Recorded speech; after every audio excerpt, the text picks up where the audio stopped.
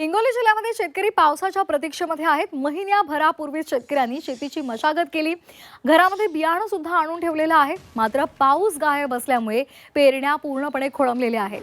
खरीपाच्या सोयाबीनवर संपूर्ण वर्षभराचं अर्थकारण अवलंबून असतं आणि त्यामुळे हिंगोलीमधल्या शेतकऱ्यांच्या डोळ्यात आता पावसाअभावी अश्रू दाटलेले आहेत। जिल्ह्यामध्ये आकाशातून पाण्याचा एक थेंब सुद्धा पडलेला नाहीये। हिंगोली जिल्ह्यातील शेतकरी सध्या दररोज सकाळी उठून आभाळाकडे डोळे लावून बसतायत। पाऊस पडेना, जमीन कोरडी आहे, काय परिस्थिती लय खराब झाली। पेरणीचं बियाणं आणून ठेवलं तरी काही इलाज नाही। पावसाची वाट पाहून टकोऱ्या हात लावून बसलो। जून महिन्यात पेरणी होती, यावर्षी आता जून महिना संपत आला तरी पाऊस पडेना।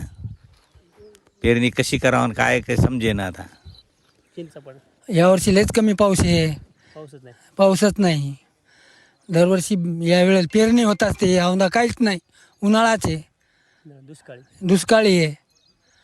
दुसरं बियाणं सगळं आणून ठेवलं, चक्क आणून ठेवलं, काहीच नाही ठेवलं। मग शिल्लक पावसाची वाट पाहून हो, पाऊसच नाही। आता गेल्या वर्षी या दिवसात पेरणी झाली होती, पण आता पाऊसच नाही। सर्व बियाणं चट आणून ठेवलं घरी, पण आता पावसाची वाट पाहायला लागलो। मशागत केली, जमिनीची सर्व झालं, फक्त पावसाची वाट।